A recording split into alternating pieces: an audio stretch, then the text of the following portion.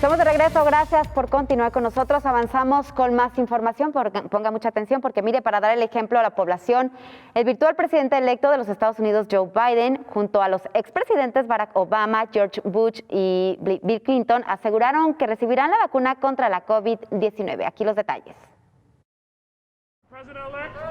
Joe Biden dice estar dispuesto a vacunarse en público y en televisión contra la COVID-19 para dar ejemplo.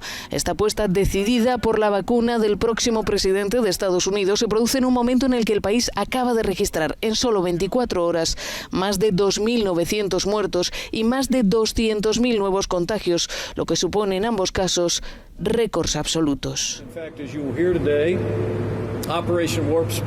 El vicepresidente Mike Pence ha anunciado que el gobierno ya ha organizado todo con FedEx y otras grandes compañías para que sea posible distribuir y empezar a poner las primeras vacunas a los estadounidenses solo 24 horas después de que éstas sean aprobadas. Es algo increíble, asegura. La urgencia de la situación y la gravedad de la crisis están acelerando las decisiones en Estados Unidos, al igual que en Europa. Según el inmunólogo Anthony Fauci, la figura más conocida de la célula de crisis de la Casa Blanca, las vacunas de Pfizer y Moderna serán aprobadas en cuestión de días.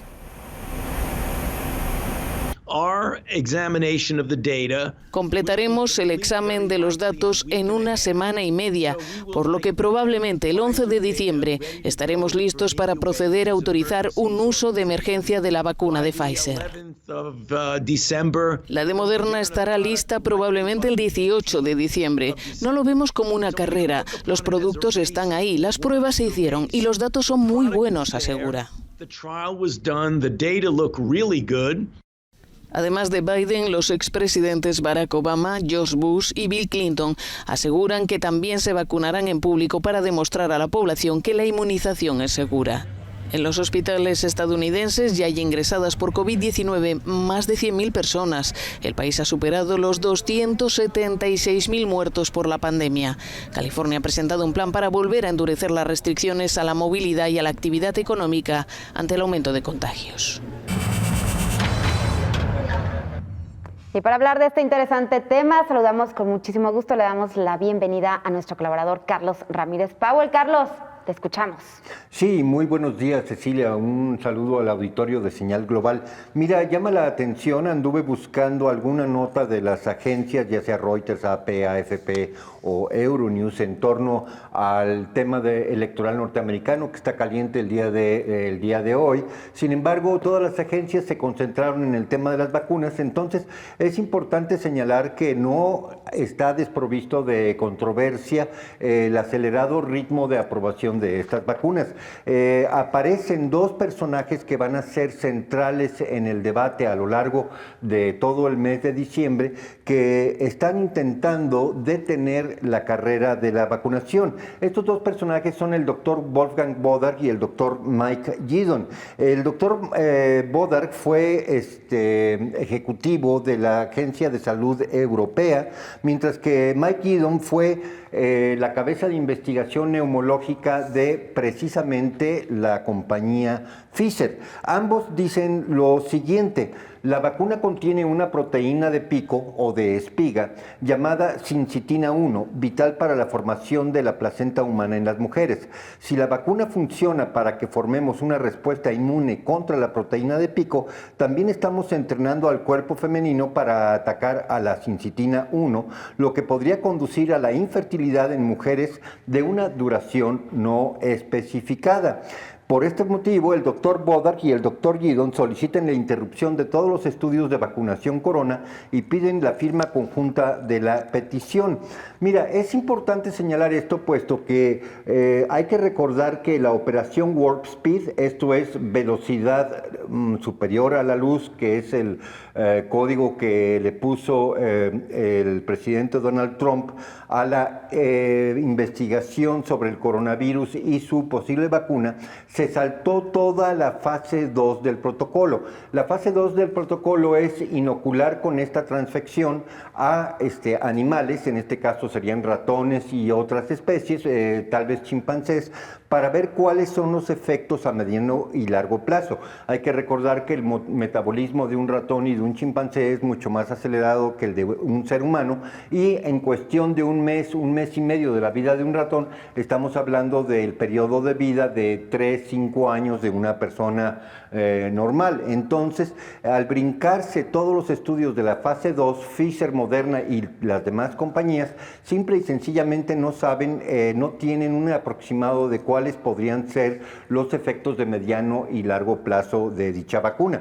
Por otro lado, hay que señalar que los estudios de Pfizer fueron realizados en una población de estudio de 18 a 55 años en buen estado de salud, excluyendo a mujeres embarazadas y en lactancia. Esto es importante, puesto que los primeros 2 grupos demográficos a los cuales se está apuntando en este momento son los mayores de 55 años, de hecho mayores de 60 años, que son considerados como la población más vulnerable, pero de la cual los actuales estudios no tienen ninguna información respecto al impacto de mediano y largo plazo. Y por último, hay que señalar que también al excluirse a mujeres embarazadas o en lactancia, precisamente en el tema de la sincitina 1, que es la proteína de espiga, que es polivalente, esto es, funciona en muchos sistemas del organismo humano, en el momento en que nosotros generamos una reacción inmune a una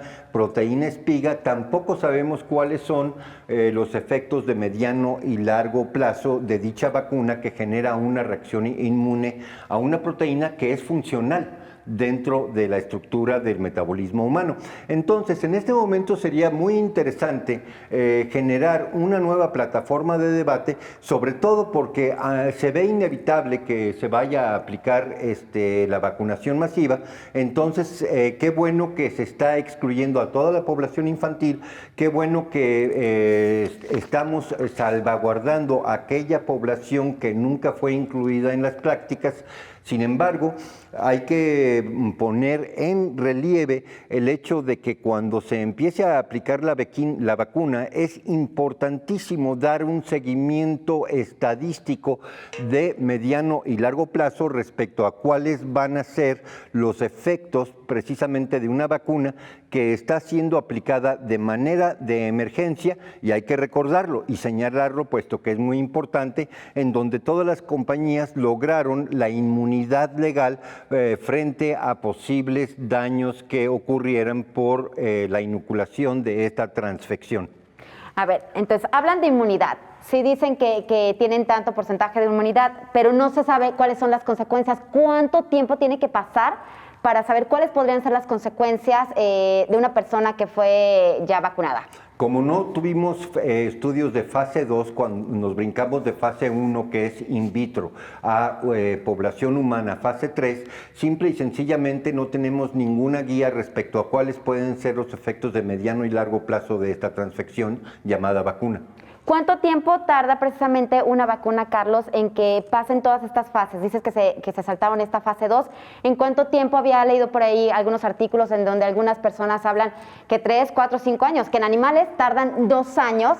En un humano, ¿cuánto? ¿Y cómo es posible que se brincaran esta fase y que ya estén pensando en vacunar a la población? Entendemos que es un caso de emergencia, pero pues no sabemos cuáles son las consecuencias, Carlos. Mira, 2 años se me hace exagerado para un estudio de fase 2 en ratones o en chimpancés, puesto que una vez más estamos hablando de metabolismos exponencialmente más acelerados que los de los seres humanos. Sin embargo, sí estaríamos hablando de por lo menos 6 meses a 1 año más de duración. Sin embargo, sería interesante preguntar si se está realizando concomitantemente, esto es, al mismo tiempo que se efectuaron las pruebas de fase 3, si alguien inició pruebas de fase 2 en animales primates, no humanos y ratones. Eso sería un dato interesante saberlo, puesto que no se publica. Hay que recordar también que Pfizer y Moderna han sido muy escuetos en entregar información completa sobre los estudios que han realizado. De hecho, en este momento no se encuentra el protocolo publicado, así que cuando se habla de una aprobación a partir del 11 de diciembre de la aplicación de emergencia de vacuna, simplemente no sabemos exactamente qué es lo que Pfizer encontró a lo largo de sus estudios de fase 3. Tenemos algunos datos concretos como la eficiencia del 90% que ellos señalan, sin embargo, no tenemos el resto del protocolo publicado como para poderlo criticar.